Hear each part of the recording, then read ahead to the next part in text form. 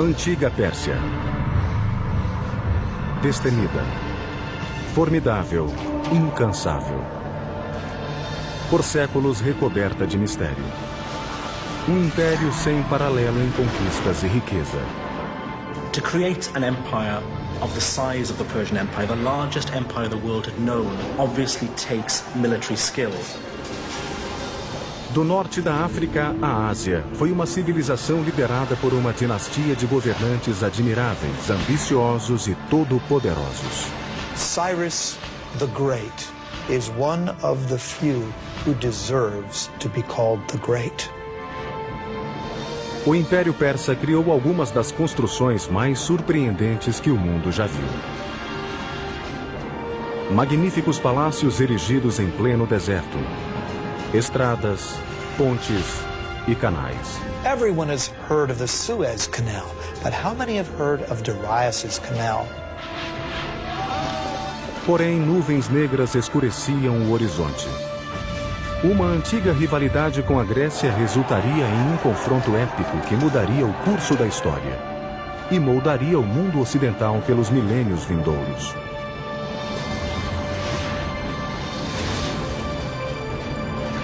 Construindo um império. Os persas.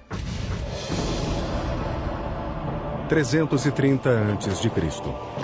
Um jovem rei macedônio conquistou o Império Persa e liderou seu exército invasor até Persópolis, sua espetacular capital.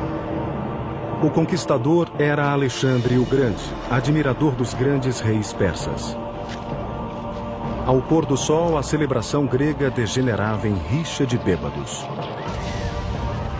Ao amanhecer, Persópolis, joia da coroa do Império Persa, com seus palácios inigualáveis, fora incendiada.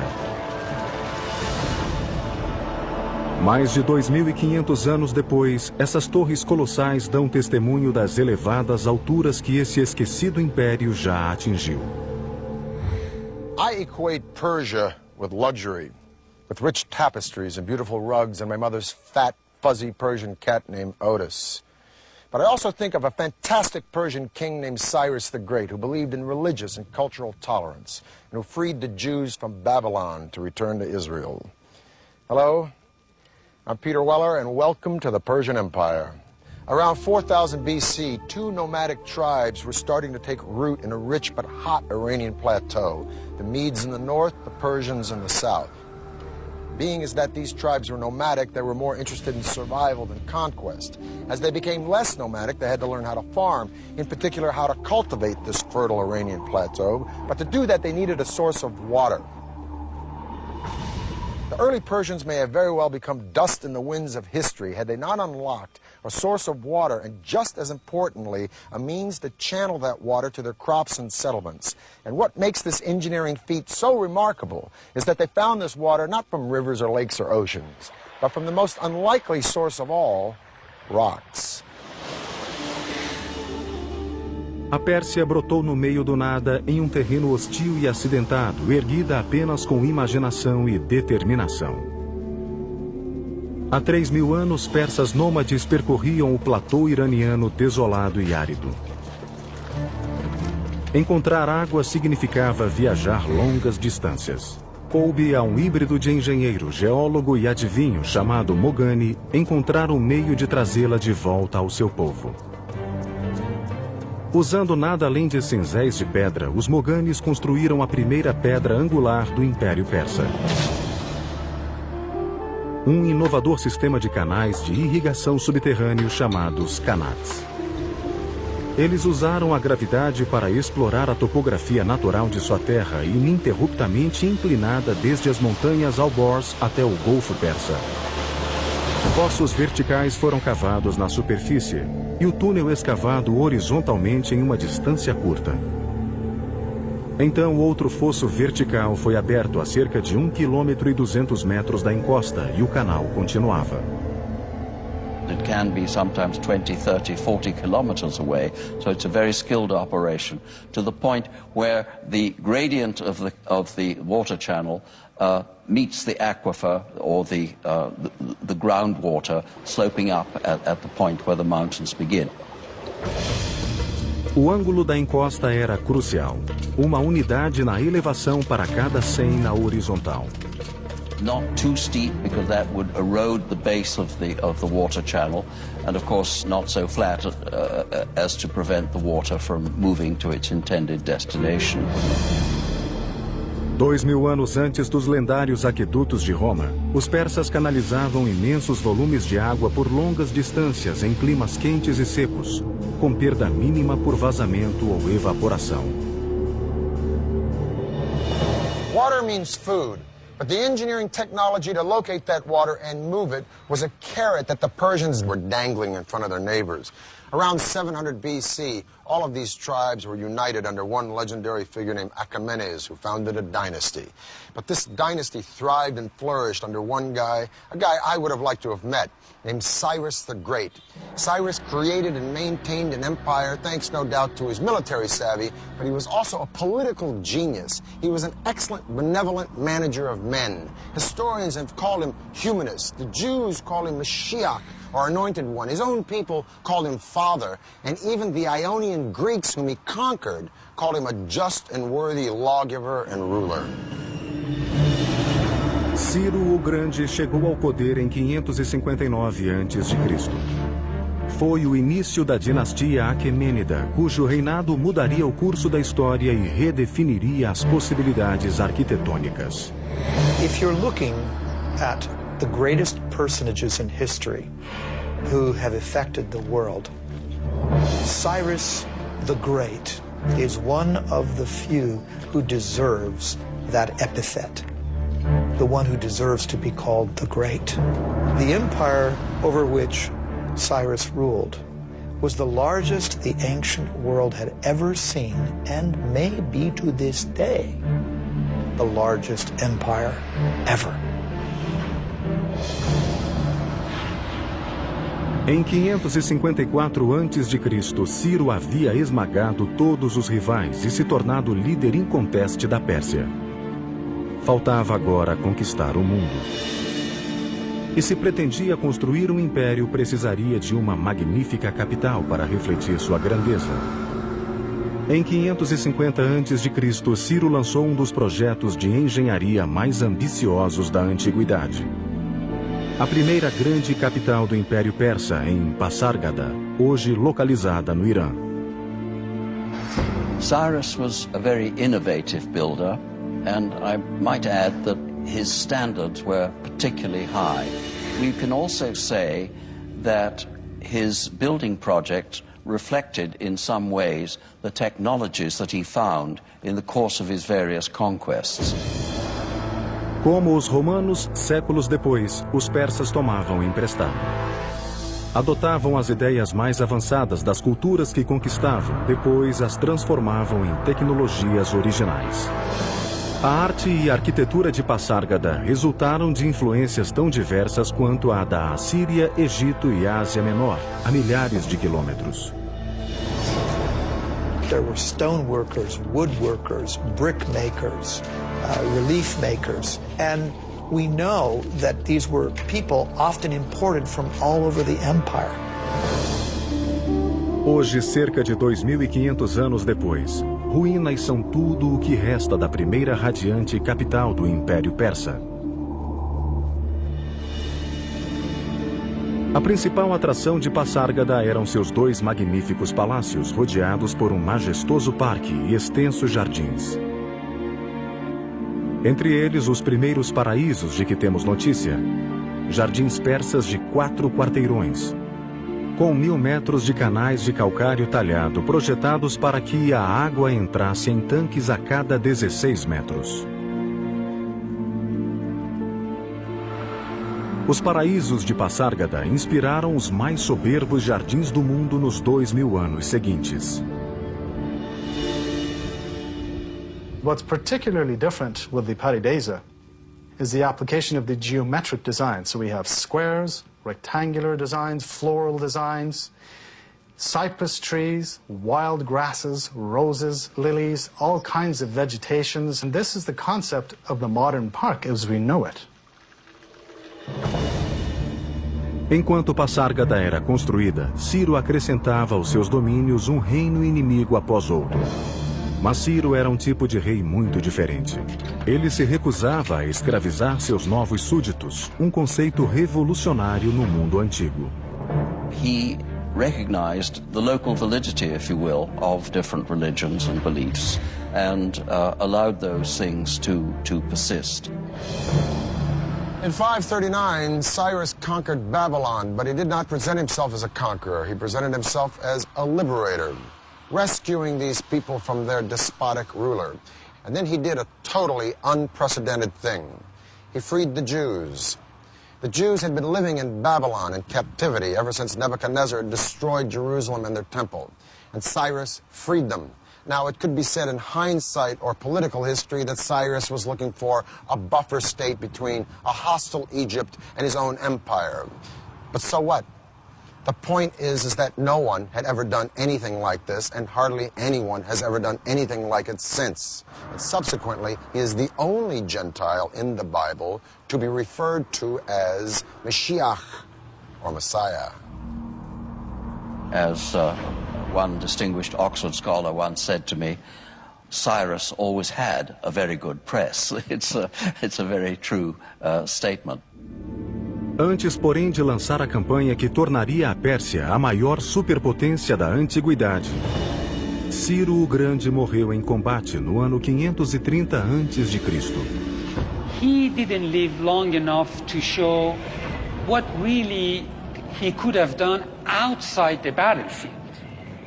So in that sense, you can compare him with Julius Caesar, who conquered, but did not live long enough, he was assassinated, to put the empire that he conquered together. Quando Ciro morreu, o Império Persa tinha 3 capitais: Babilônia, Susa e Ecbatana. Mas ele escolheu ser sepultado na cidade que criara, Passárgada, em um túmulo que espelhava o homem que nele jazia. At Cyrus's tomb, one of the aspects that shows his humility is that tomb is relatively unadorned, very simple, very elegant. Os engenheiros de Ciro construíram seu túmulo no formato das estruturas ocidentais de pedra simples, mas pesada. Começaram deitando grandes blocos retangulares, usando rampas, roldanas e tornos para erguer o túmulo até a altura de 11 metros. Tomb of Cyrus is a very simple, outwardly modest monument for somebody who had created the largest empire that the world had seen to that date, and it's still remarkably well preserved after 25 centuries. Durante 30 anos, nenhuma potência foi capaz de desafiar Ciro o Grande. Agora, com seu trono vago, o mundo antigo mergulhou no caos. 530 a.C. Ciro o Grande, arquiteto do maior império que o mundo já vira, estava morto. O futuro da Pérsia era incerto. Rivais e pretendentes ao trono lutavam pelo poder. Até que um primo distante de Ciro, um general brilhante, ascendeu ao trono persa. Quando a poeira assentou, o império estava seguro em suas mãos. Seu nome era Dario. Ele se tornara o maior dos reis persas e um dos maiores construtores de todos os tempos. Dario começou reconstruindo a velha capital de Susa, com grandes palácios novos revestidos de cerâmica. A magnificência da capital Susa é até mencionada na Bíblia. When the Greeks talk about Persian palaces, for example, they routinely mention Susa.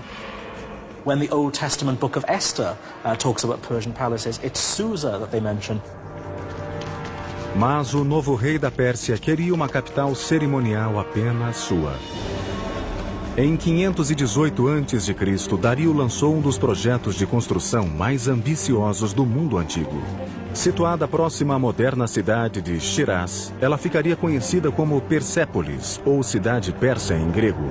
Todos os palácios erguiam-se de uma vasta plataforma pétrea, projetada para enfatizar a estatura do império. The terrace square is huge, over 125,000 square meters. And he had to modify the landscape. His engineers had to come in and level out part of the area, and they had to build a retaining wall. He wanted it to be seen from a distance. That's exactly why you build up a terrace, so it could be viewed from afar. That makes it all the more grand and imposing. Persépolis era um desafio de engenharia colossal, com paredes de mais de 20 metros de altura por 10 de espessura. E grandes saguões ostentando colunas em elaborados altos relevos. Milhares de arquitetos, artesãos e operários, bem como toneladas de material, foram trazidos dos confins do Império. Quase todos os impérios antigos foram edificados por mão de obra escrava. Mas Dario, como Ciro, remunerava o trabalho que construíra os monumentos e palácios persas. Every worker was given his due, his or her due, because we also find women in the workforce as well. Depending on their skill, what the quality they brought to the work, they were paid accordingly. Nenhuma despesa foi poupada. Persépolis seria o símbolo do poder e da glória do Império Persa. First of all, it's important to remember the origin of the Persians themselves. That is to say that these were a nomadic people. They lived in tented accommodation, and they would up their tents, move somewhere else, and plant their tents again. Now, as time went on, these tents became more and more elaborate affairs. And essentially what we're having at Persepolis is a tent turned into stone. The Apadana is nothing more than a stone-tented building. O magnífico salão de audiências construído por Dario chamava-se Apadana.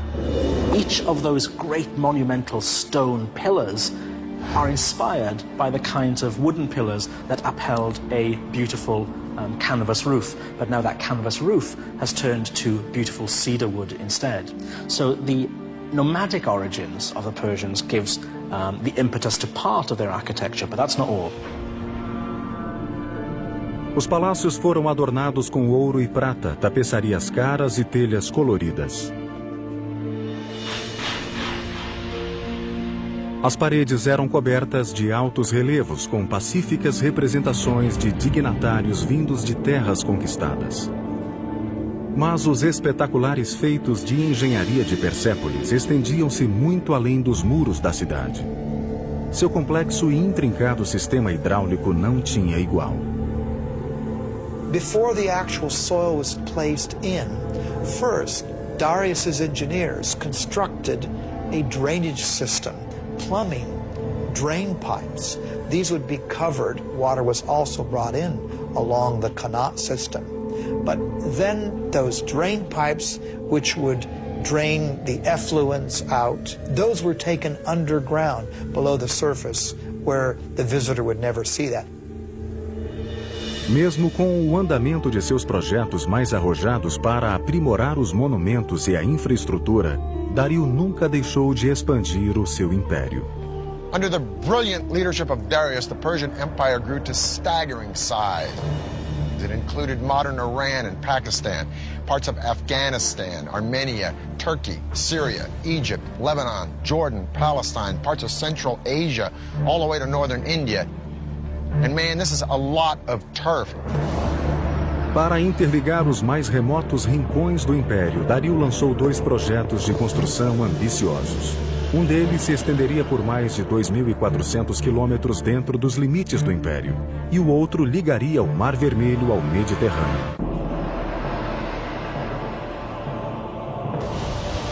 Sob o reinado de Dario o Grande, o Império Persa alcançou proporções assombrosas. Agora ele queria consolidar e interligar os locais mais longínquos do seu reino.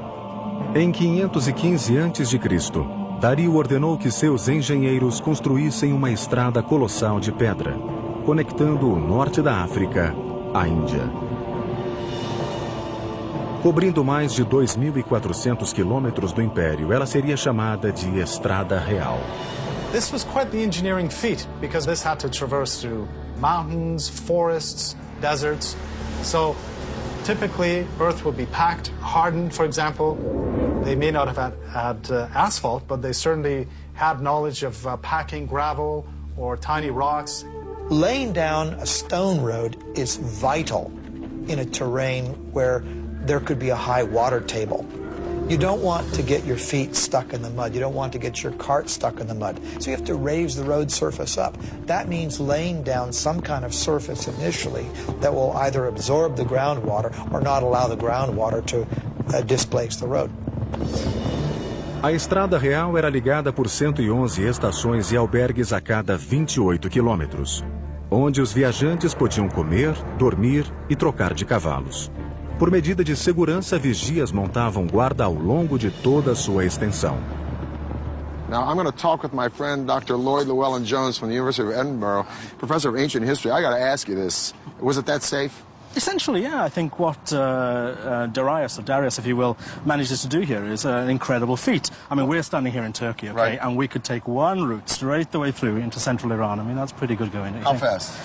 Okay, so if we're on horseback and we're riding from one of these little garrisons to garrison every 15 miles, changing fresh horses, we can do that in about 6-7 days, maybe. 6 or 7 days? Yeah. So you could send messages on this road, friends next city? Most definitely, and you know, and for trade, it's a godsend, as you can imagine. And this road cut through so much stuff. I mean, it just doesn't follow, you know, a formal pathway.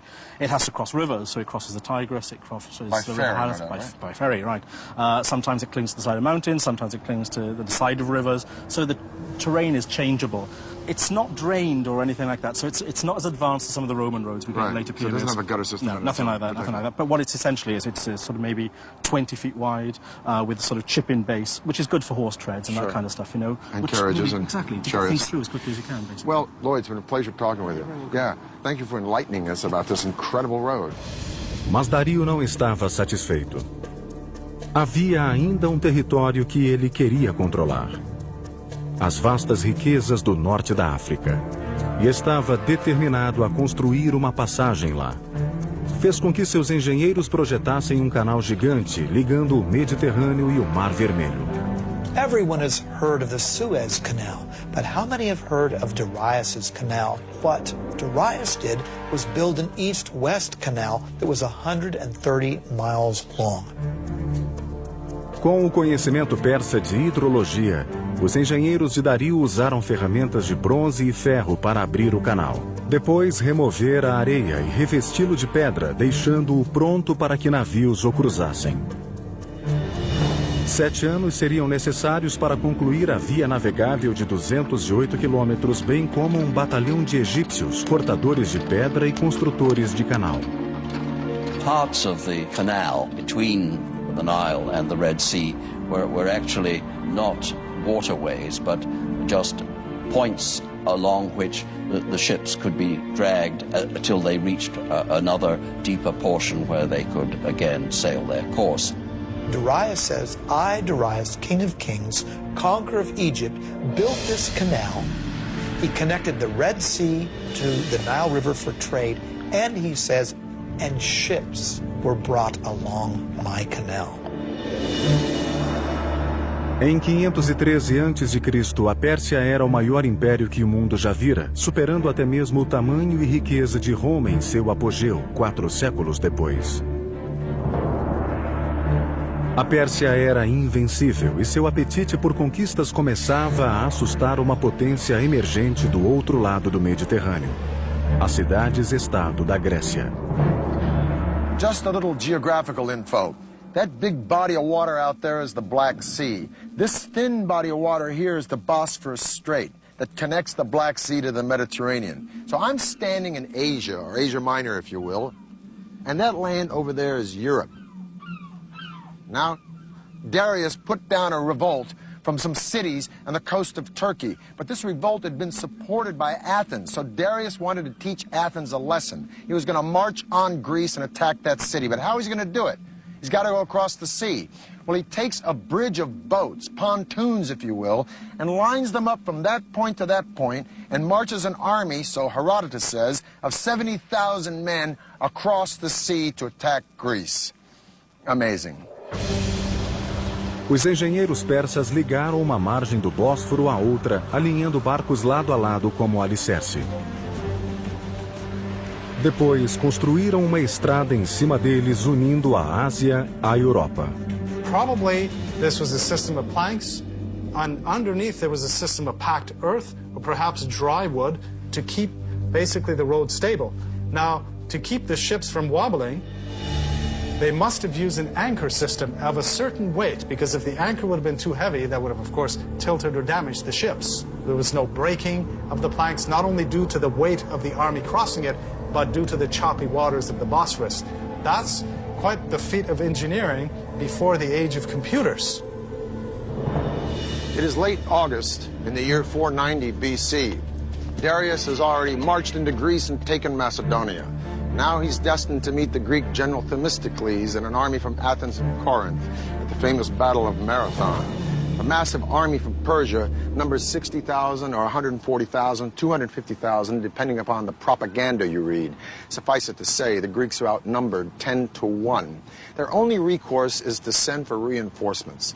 So the legendary runner Philippides runs from Marathon to Sparta, a distance of 140 miles in 2 days, hence the name of the race, Marathon. Os dois exércitos se depararam separados por uma vasta planície. Em caso de confronto direto, as imensas forças persas massacrariam os gregos em muito menor número. Foi o início das guerras persas. Uma força grega reduzida atacou frontalmente os persas, que começaram a chacina. Mas as forças gregas restantes haviam se dividido em duas, abrindo duas outras frentes contra os persas. Arrastados a uma sangrenta arapuca de morte, os persas sofreram pesadas baixas e recuaram. Para os gregos foi uma grande vitória. Para os persas, apenas um quebra-molas em seu trajeto rumo à dominação mundial. Dario resolveu voltar para casa e se dedicar a embelezar ainda mais a cidade de Persépolis. Ele nunca mais veria a sua capital. Em 486 a.C., Dario morreu a caminho de sufocar uma rebelião no Egito, deixando em seu rastro um império que redefiniu as noções de poder e glória. Ele também evitou um novo caos, como o que se seguiu à morte de Ciro, nomeando um sucessor, seu filho Xerxes. Now Cyrus the Innovator and Darius the Expansionist were very hard acts to follow. But Xerxes had been a king in waiting all of his life. And a couple of his first acts were to suppress a rebellion in Babylon, another one in Egypt. And then he went after the Greeks. Somehow the Greeks just stuck in his craw. Some historians argue that Xerxes was making a preemptive strike. Others say that he was just cleaning up the business of his father. Whatever the case, the Greeks were no longer intimidated or impressed by the Persians since they'd beaten them at Marathon. And so Xerxes buddied up with the Carthaginian navy at the tip of what is now modern Tunisia, and he decided to beat the Greeks at sea. Em 480 a.C., o Império Persa estava no apogeu. Vasto, poderosíssimo e fabulosamente rico. Fazia 10 anos que os gregos haviam derrotado o rei Dario na Batalha de Maratona. Seu filho, Xerxes, era agora o novo monarca absoluto da dinastia Aquemênida. E Xerxes queria vingança. A Grécia apenas começava a emergir como uma potência mundial. Essas cidades-estado tão diferentes, de democracias a ditaduras, eram unidas por um único credo: seu ódio à Pérsia. O mundo antigo estava às vésperas de uma segunda guerra persa.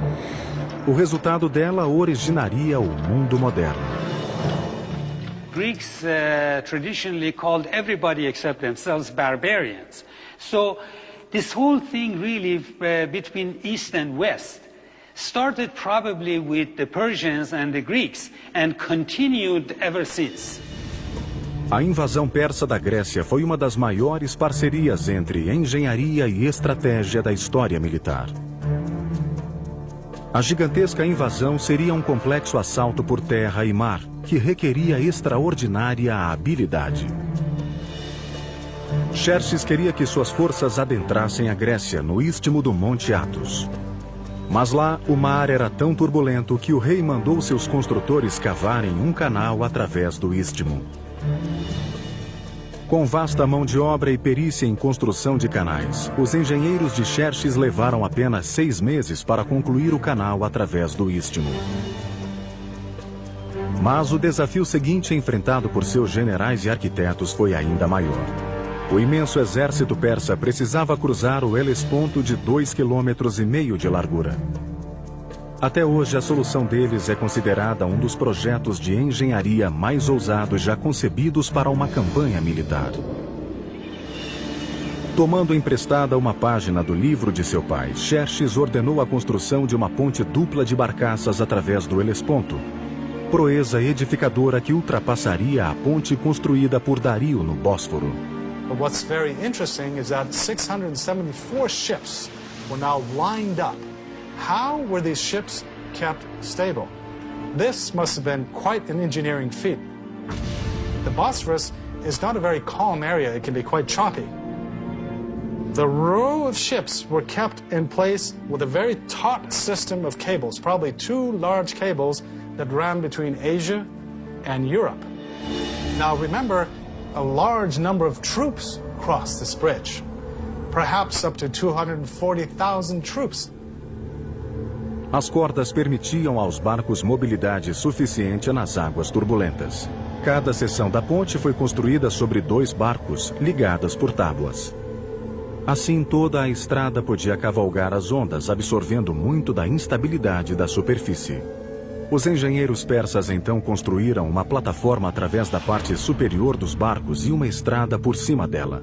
A cada tábua de madeira emergia uma sólida passagem que cruzava o Helesponto usando barcos como alicerces. Remember, we're dealing with the hooves of tens of thousands of cavalry, including armored cavalry, which would have been much, much heavier. The ships were amazingly kept stable, so this allowed Xerxes to cross with his army into Europe and cross back when he needed to, and the ships were kept in place. And for a short period, Europe and Asia were one. 10 dias depois, com sua ponte concluída, Xerxes marchou Europa adentro. The whole army crossed with heavy equipment, heavy cavalry, and the planks were kept in place. There was no breaking of the planks, not only due to the weight of the army crossing it, but due to the choppy waters of the Bosphorus. A estratégia de Xerxes era simples: derrotar os gregos na terra e no mar com sua superioridade numérica. Mais uma vez, os gregos foram liderados pelo general Temístocles. Este sabia que não podia vencer Xerxes em terra, por isso toda a campanha concentrou-se em atrair a marinha persa a uma armadilha. Sem ser visto pelos persas, Temístocles partiu com a maior parte do exército, deixando apenas uma força de 6.000 espartanos para trás. Em agosto de 480 a.C., os 2 exércitos confrontaram-se em um local escolhido pelos gregos, Termópilas, uma passagem montanhosa tão estreita que só uma carruagem por vez podia passar. Durante dias, o imenso exército persa foi bloqueado do outro lado da passagem, como os gregos haviam planejado. Como seu pai, Xerxes estava prestes a atacar frontalmente e cair em uma armadilha grega. Quando finalmente irromperam pela passagem estreita, os persas destruíram facilmente a minúscula tropa espartana deixada por Temístocles como isca e marcharam rumo a Atenas. Quando Xerxes entrou na cidade, Atenas estava deserta. Ele suspeitou ter sido tapeado e fez os atenienses pagarem caro por isso. Por gerações, tolerância com os povos conquistados fora uma marca registrada dos reis persas. Não desta vez. Em um ato contrário à índole persa, Xerxes incendiou Atenas. O rei persa arrependeu-se imediatamente e na manhã seguinte ordenou a reconstrução de Atenas. Era tarde demais. O ato estava consumado. Seu momento de cólera voltaria para assombrar a Pérsia nos próximos 200 anos. Mas esta guerra estava longe de terminar. Ao mesmo tempo, Temístocles preparava sua armadilha, atraindo a gigantesca armada persa rumo à estreita baía de Salamina. Lançou então um ataque surpresa. A imensa esquadra persa foi apanhada no equivalente naval a um engarrafamento, incapaz de manobrar na pequena baía, enquanto os gregos usavam suas pesadas trirremes como arietes para demolir os navios persas. Foi uma vitória decisiva para os gregos. Xerxes voltou para casa derrotado, rei de um império persa não mais invencível. There is one high note in the Persian loss against the Greeks at the Battle of Salamis, one saving grace. A woman named Artemisia, the sole female navy captain in the Persian fleet. She faked out the Greeks by ramming one of her own losing ships, and she sailed away to escape in the confusion. Her survival skills so impressed Xerxes that he was thought to have said, "My men are becoming women, and my women are becoming men." As guerras persas impulsionaram Atenas à sua idade de ouro, mas deixaram o colossal império persa vulnerável. Caberia a um jovem príncipe, admirador dos grandes reis persas, desferir-lhe o golpe de misericórdia.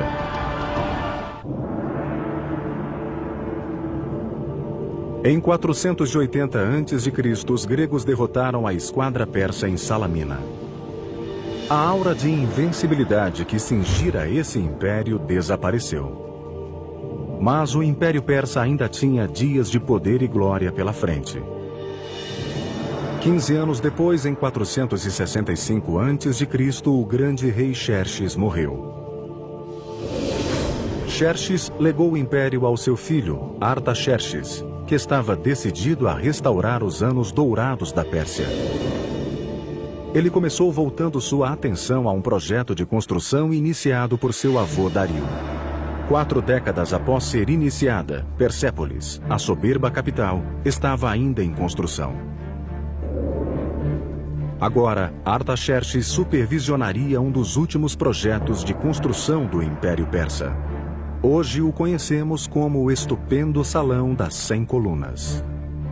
We know that the actual hall was some 200 by 200 feet, almost on the perfect square. What's remarkable of the Persepolis columns is when you look up the entire shaft, and these things raise, hundreds of feet into the air, there is not one piece of displacement whatsoever. It's a perfect vertical. They're working with what we might consider to be primitive tools, just stone mallets and bronze chisels, that's all. The fluting on the columns of Persepolis is so precise, however, that these are clearly the work of master craftsmen. The columns are constructed in drums, 7 or 8 drums stacked on top of another. This is done by scaffolding the whole area around the column, and then with a crane, a wooden crane, literally moving each column drum in place. Any client king, any governor from a distance, or even anyone who would come in that hall would be so impressed by the vastness of the hall and by this forest of columns that stretched nearly as far as the eye could see. An amazing achievement. Ao longo do Império, os persas ainda produziam alguns dos mais extraordinários feitos de engenharia do mundo antigo. Em 353 a.C., a esposa de um governador local construiu um magnífico túmulo para seu marido agonizante.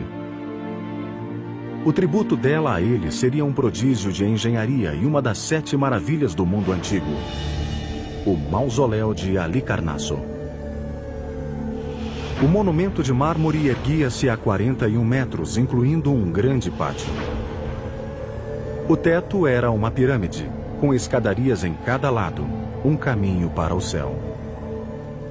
Mais de 25 séculos depois, o túmulo do presidente americano Ulysses Grant, em Nova York, seria inspirado no mausoléu de Halicarnasso. No século IV a.C., a engenharia persa ainda era a melhor do mundo. Mas por baixo das colunas torreantes e dos palácios suntuosos, as fundações do império desmoronavam. E seus inimigos estavam às portas. When Athens supports a rebellion in Egypt and Greeks occupy the capital city of Memphis, Artaxerxes leaves Persepolis and his building projects, and he launches a military campaign to kick the Greeks out of Memphis and bring Egypt back under Persian control once again. It'll be the last great victory of the Persian Empire, because in 424 BC, Artaxerxes dies, leaving a power vacuum and 8 solid decades of rampant infighting and neglect. And while the Persian Empire is embroiled in internal conflict and corruption, a young Macedonian prince is studying Herodotus and the accounts of the great Persian hero Cyrus the Great. And this Macedonian prince will set his eyes on conquering the world. His name is Alexander. Em 336 a.C., um parente distante de Artaxerxes ascendeu ao trono. Ele assumiu um nome dinástico, Dario III. Ele sempre será lembrado como o rei que perdeu o império. Nos 4 anos seguintes, Alexandre e Dario III confrontaram-se em uma série de ferozes batalhas, com o exército de Dario sendo lentamente empurrado de volta aos seus umbrais. Em 330 a.C., Alexandre estava nos portões da cintilante capital do império, Persépolis. Alexander adopted the Persian policy of respecting the defeated. None of his soldiers were allowed to pillage or plunder the lands they had conquered. But how do you tame so many soldiers after a victory over the most magnificent empire on planet E? Well, maybe his soldiers were restless or resentful, or maybe they just remembered the stories of how Athens had been burned by the Persians. In any case, at Persepolis, they let go. Huge celebrations took place after the victory, and during these celebrations, the treasury was pillaged. And then one of the saddest acts of arson in all of history took place. Persepolis was burned. Alexander was not in the business of destroying things. Persepolis probably was burned because it was a symbolic thing. And he also burned it to make a symbolic gesture, not a destructive gesture. There must have been wonderful draperies and things around, and no doubt fire could have begun accidentally just as much as purposefully, because if he really wanted to be an Achaemenid king, the last thing he should want to do was to destroy Persepolis. But there were no fire engines, and once the blaze had taken hold, it was a very terrible blaze, and it left its mark throughout the site. Dario III escapou de ser capturado, mas no verão de 330 a.C. foi assassinado por um aliado. O último rei Aquemênida estava morto. Alexandre deu a Dario um magnífico funeral. E mais tarde até desposou a filha dele. Em seguida, proclamou-se um rei persa Aquemênida. E escreveu o último capítulo da história do Império, que se estendera por 3 continentes e durara 2.700 anos. Alexander, admirer of Persian kings, chased down the murderers of Darius and killed them himself. Alexander believed that only kings had the right to kill kings. But would have Alexander actually killed Darius? Probably not, because Alexander didn't create an empire, he only conquered one. The empire already existed, created by Cyrus the Great. No, Alexander's genius was to co-opt and use Persia, an empire that stood long before Alexander was born, and whose legacy of culture and sophistication and luxury would be around long after Alexander was dead. For the History Channel, I'm Peter Weller.